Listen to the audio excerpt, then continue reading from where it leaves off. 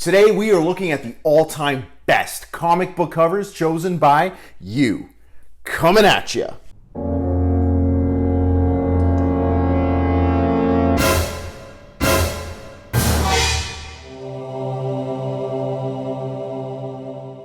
Hello and what is up, children of the forest, wildlings, and friends of the Night's Watch. I am Dante D and welcome to the channel where we talk about comic books and other geek stuff. If you're new to the channel today, thank you so much for hitting on this video. Please, before you go today, consider liking and subscribing and check out the channel for other videos on topics related to geek culture. When you're done watching the video today and you've liked and subscribed, I want you to go to Twitter at GeekeryD and follow the channel on Twitter. I just made a brand new Twitter account for this channel and I don't have any followers right now, so it'd be great if you can go and follow me. The Twitter page is where you can go to keep up with what's going on with the channel, to start a conversation on anything comic book related with me or other subscribers, and to get other cool tidbits on comic books and other geek stuff. Did I mention other geek stuff? So as mentioned earlier, today we're going to be looking at the all-time best comic book covers that were chosen by you, the viewers, and the subscribers. Not too long ago, I posted a video called the best comic book covers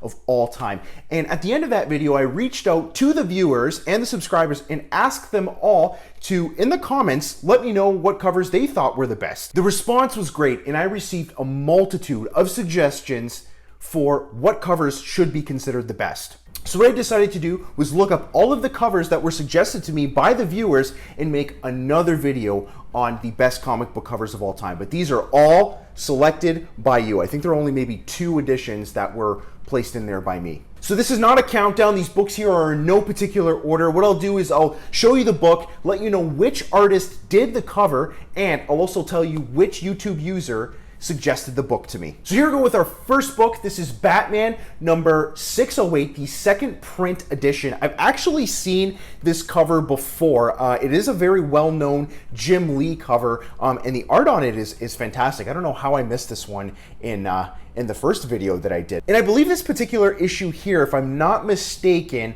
is part of the Batman Hush run. Correct me if I'm wrong on that, but I'm pretty sure it's part of that famous Batman Hush run, which I've read, and it's fantastic. If you haven't read it, you really need to check it out. Next up, we have Catwoman number 51 with cover art by Adam Hughes. This is one of those books that I actually had never seen or heard about. When it was suggested to me, I actually went to Google to look it up, and I was like really impressed. I thought this was a really, really cool cover. And the person that suggested this to me wasn't the only one. This is one of those books that I'm really going to have to check out and see if the story is as good as the art. If you've read this one before, please let me know in the comments what you thought of it. Good story, bad story? What's going on with it? And before we move on to our next book, I just wanted to say that the Catwoman book here and the Batman number 608 cover were both suggested to me by the Drunken Potato. Thank you, Drunken Potato. Next up is actually a cover that I had intended to put in the first video that I posted on the best comic book covers of all time, but I actually forgot it, and I don't know how the heck I forgot it, but that is Amazing Fantasy number 15, with cover art by Steve Ditko. This is, of course, the first appearance of Spider-Man, and I don't know how I forgot this. I'm really sorry that I did forget it. Many viewers in the comments were like, hey, what about Amazing Fantasy 15?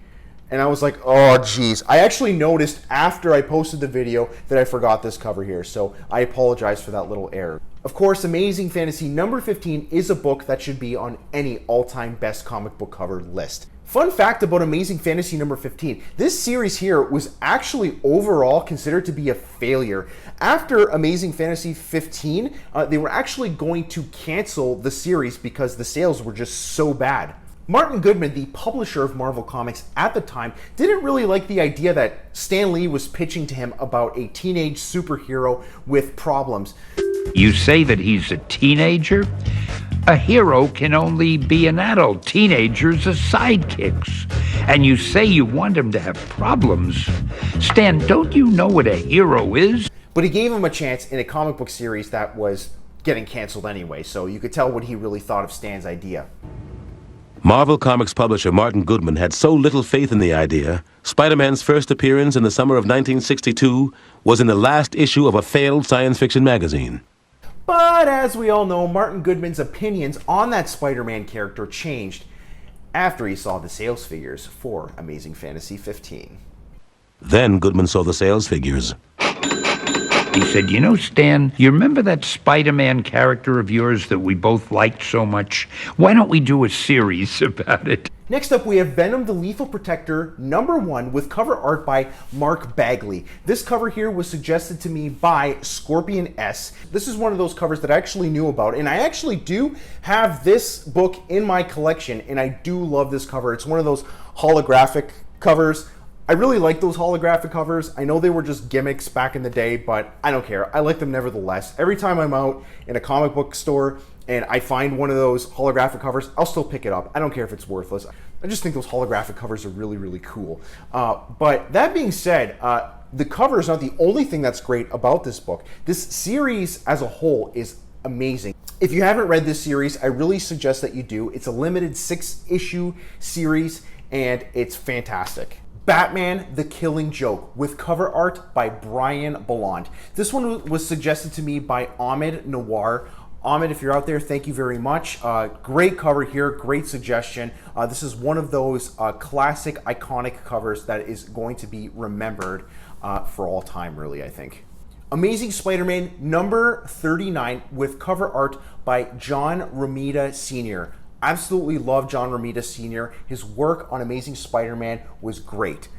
John Romita Jr., on the other hand, I could take him or leave him. I'm not really a big fan of his art. If you like John Romita Jr., I'm sorry. Let me know in the comments if you like him. But he's one of those artists. I just really don't find his art pleasing in any way. But John Romita Sr., great. And this cover here is amazing. And I really like all the John Romita Sr. Covers on Amazing Spider-Man. I think he had a legendary run on Amazing Spider-Man back in the late 60s. I was also suggested pretty much any cover from the Kraven's Last Hunt run. All those covers were done by Mike Zeck. I'm picking this cover here because it is absolutely one of my favorites from the Kraven's Last Hunt run. Kraven's Last Hunt, of course, is probably the most famous Amazing Spider-Man story. I don't want to say that with great certainty because there are other really great runs on Amazing Spider-Man, but this is not only considered one of the best Amazing Spider-Man stories of all time, but one of the greatest stories in comics of all time. And if you haven't read Kraven's Last Hunt, I suggest you do because it is just an amazing read. Before we move on to our next book, The Amazing Spider-Man #39 and the Kraven's Last Hunt book were both suggested by Razdoc. Razdoc, if you're watching, great suggestions. These are great covers. Our next book is a book that's actually made an appearance in one of my more recent videos. It was in my top comic books of the 1980s video. If you haven't seen that video, I'll have the link in the description. And the book that I'm talking about, of course, is Teenage Mutant Ninja Turtles #1 by Kevin Eastman, which is a classic cover. This is not only one of the most famous comic books of the 1980s, but it's probably one of the most famous comics of all time. They had such a huge impact on American pop culture in a very relatively short period of time that they were even in existence. So I'll always remember the Teenage Mutant Ninja Turtles as one of the great characters from American comic books. And of course, we can't undermine the art on this cover. It is just really awesome. It's very simple. Not too many colors used there, but it's really kind of dark and gritty. I really love this cover. Next, we have Marvel Comics Presents #72 with cover art by Barry Windsor Smith, the great Barry Windsor Smith, who's an amazing artist and had a great run on Conan the Barbarian back in the 70s. But this cover here is awesome. It's part of that very famous Weapon X run, which I believe came out in the early 1990s. Both the Teenage Mutant Ninja Turtle cover and the Weapon X cover were suggested to me by Tournay131. Moving on from that Weapon X cover, I personally actually wanted to add a cover to this list, and that is Marvel Comics Presents #84. I actually have this book, and It is one of my favorite covers of all time. I should have included it in the first video, but I kind of forgot about it, but it is just so stunning and it's so compelling. I love this cover here. And if you haven't read the Weapon X run, I suggest you do. It is great for any comic book fan, but essential for any Wolverine fan. Next up, we have this Marvel's cover with the Green Goblin with art by Alex Ross. Of course, Alex Ross is probably one of the best comic book artists of all time. His work is just stunning, and it is so meticulous and so detailed, and I think it's amazing that all of his work is hand-painted. This cover here was suggested by Jason Valente. Marvel's is actually one of those stories that I haven't read. I have it, but I haven't read it yet, so I'm really, really excited to delve into that because I've heard so many great things about Marvel's. If you've read Marvel's, please let me know how you liked it because I've just heard nothing but amazing things about it. Next up, we have the Fantastic Four number 52 with cover art by Jack Kirby. And I believe this book here is the first appearance of the Black Panther. So this is not only an iconic book, but it has amazing cover art. I've actually never read this one, but it is on my list. I'm going to have to check it out. Don't have it in my collection, but I think I might have to check it out digitally. And following that, we have Werewolf by Night number 32 with cover art by Gil Kane and Al Milgrom. This, of course, is the very first appearance of Moon Knight. Another one that I haven't read, but I have to check it out. I'm actually a huge fan of Werewolf by Night. I have the first 10 issues or so of it, and those first 10 issues were amazing. Of course, I don't have Werewolf by Night number 32 just because it's such an expensive book, but it's another one that I plan to read digitally. If you've read either Fantastic Four number 52 or Werewolf by Night number 32, let me know what you thought of them in the comments because these are books that I haven't read yet and would like to know what people are thinking about it. Both Fantastic Four number 52 and Werewolf by Night number 32 were suggested to me by Gator Croc. Awesome suggestions. This next book on our list goes out to YouTube user Jim O'Connor. Jim, if you're watching, this one is for you because I remember fondly when you commented on my best comic book covers of all time video and you said, Art Adams, bro, Art Adams. And to tell you the truth, I actually didn't really know a lot about Art Adams, but when I looked him up, his stuff is amazing. So what I did not too long after that was commented to me, I did some research and I looked at the best Art Adams covers of all time, and this cover here is the one that came up as the number one. It is the Heroes for Hope number 1. This was an X-Men one-shot with cover art by Art Adams, and all the proceeds from the sales of this comic, I believe, went to relief in Ethiopia. Funny thing about Art Adams actually is a few viewers actually reached out to me and told me that there are certain artists, and by certain I mean Rob Liefeld, actually may have used Art Adams' work as inspiration for their own, which is really just a euphemism for he may have copied his work. Now, of course, I take that information with a grain of salt because a lot of different viewers have reached out to me on my Rob Liefeld video. And again, if you haven't seen the Rob Liefeld video, I'll put the link in the description. But they reached out to me in that video and they actually told me that Rob Liefeld actually took a lot of other artists' works and traced. I was told that he traced Art Adams. I was told that he traced Jim Lee. I was told that he traced even Todd McFarlane. I don't know if any of this is true. If you know for sure and you have evidence, please let me know in the comments. I'd really like to know because I think that's really, really fascinating. The next book on our list is probably my favorite of all the suggestions that came in, and that is House of Secrets number 123 with cover art by Frank Robbins. Wow, is this cover ever disgusting and cool. Like, the art here is just amazing. So simple yet so effective. And this cover here was suggested by Rokus. Rokus, thank you. I had never seen this book before and I'm really happy that I know about it now. I'm gonna have to check it out. Next up is another iconic Silver Surfer cover that I unintentionally excluded from my original best comic book covers video, and that is Silver Surfer number 3 with cover art by John Buscema. This is an amazing cover here. I actually have this one and I've read it. and I really, really enjoyed this comic here. I recommend it to anybody who's never read this before. It is really awesome. You have to check it out. And of course, this cover here was suggested by the viewer John Arroyo. John, thank you so much. Great suggestion here. Fantastic Four number 51. Before this was suggested to me, I had never seen this book, funny enough. I actually haven't read a lot of issues of Fantastic Four before, but when I saw this cover, I was just in awe. This is an amazing Thing cover. I really like the design there, and it almost looks a little 3D to tell you the truth. And of course, this cover here was by the legendary Jack Kirby. This Fantastic Four cover here was suggested to me by Eric Breen. Great choice. Next, we have another cover that I believe I totally forgot about in my original video, and that is The Amazing Spider-Man #1 with cover art by Steve Ditko. This actually is one of my favorites. Unfortunately, I don't have this book in my collection. Really, really wish I did, but it is pretty much a down payment on a house to own this book.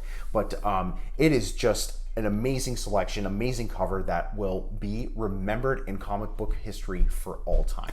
Iron Fist #1 with cover art by Gil Kane. Great, great cover. Actually have this one in my collection, and I love this book. This cover really can't be ignored. It's one of the classic Bronze Age covers featuring Iron Man and Iron Fist. Right on the cover, it says a duel of iron. I'm actually surprised that nobody suggested to me Iron Fist #14, which of course we all know is the first appearance of Sabretooth. That was not in the suggestions at all. And our last book on this list is one that I actually personally wanted to add, and that is Detective Comics #880, which is a stunning cover by Jock. This Joker cover here is just great. I think this book has appeared in some of my other videos before. I've seen this image on t-shirts. I actually think it would make a great tattoo. It is just amazing. And apparently I'm not even the only one that thinks so. This is actually one of those that is turning out to be a classic in our day and age. On eBay right now, it's actually going for quite a bit of money. I haven't really checked the prices lately, but if you go in the Overstreet comic book price guide, I think they only have it listed for cover price, but it is going for much more than that on eBay. That about does it for our list today. I really, really hope you enjoyed it. But before we go, I bring you I Laughed So Hard. This is going to be a segment in the show that I'm going to try to do every few episodes or so, where I share with you comments that were left for me that just made me laugh so hard. In this cover here, which was one of those that I found to be one of the more visually displeasing of the bunch, people thought Wolverine in this cover looked a lot like Gary Busey. And I have to admit, when I Googled the picture of Gary Busey and I put these two pictures side by side, they actually do look alike. It's freaking hilarious. But then when I Googled Wolverine Gary Busey, this is actually a thing. This is not just one or two or three people thinking that they look alike. This is apparently called the Gary Busey Wolverine cover. Like, I didn't even know that. I Googled it and this came up right away. And I just thought it was hilarious. They actually really do look alike. And speaking of lookalikes, I got another comment from a viewer addressed to me saying, "Hey, you really look like Post Malone." Post Malone? I don't know. What do you think?